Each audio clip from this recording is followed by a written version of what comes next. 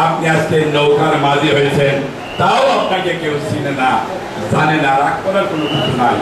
যাদেরকে চিনে আওয়ামী লীগের নেতাদের, তাদেরকে আপনারা নৌকা দেন নাই। নৌকা দিচ্ছেন কার কারণে বললে তো রাগ করবেন। আপনি তো ব্রিটেন থেকে এসেছেন, ব্রিটেনে তো আমাদের ভাইরা বসবাস করে, প্রবাসে থাকে, প্রবাসে থাকলে দুষের কিছু না, রেমিটেন্স দুধটা ঠিক আছে। এখানে একটা লাল পাসপোর্ট দুইটা নৌকার হাল করার দরকার আছে আপনার।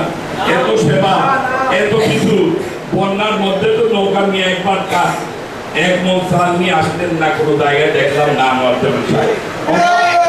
অন্য আওয়ামী লীগ নেতাদের দেখছি, অন্য আওয়ামী লীগ নেতারা ঘুরে বেড়ে বেরিয়েছে।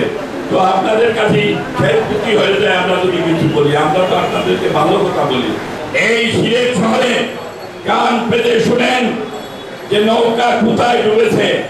নৌকা সুরমা নদীর 50 ফুট নিচে চলে যাবে। নীরব ভোটে বিপ্লব ঘটবে, সেই বিপ্লবে আপনি আরো যান।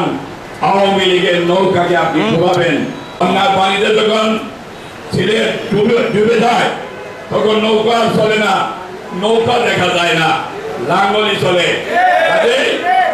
আনোয়ার সাহেব আমাদেরকে সমর্থন করেন, আপনি পাস করতে পারবেন না, সেই সবাই বলে গেলাম। আনোয়ার সাহেব এবিএম যদি কন্ট্রোল না করেন, এবিএম কে যদি কারচুপি না করেন, তাহলে লাঙ্গলের বিজয় আটকাতে আপনি পারবেন।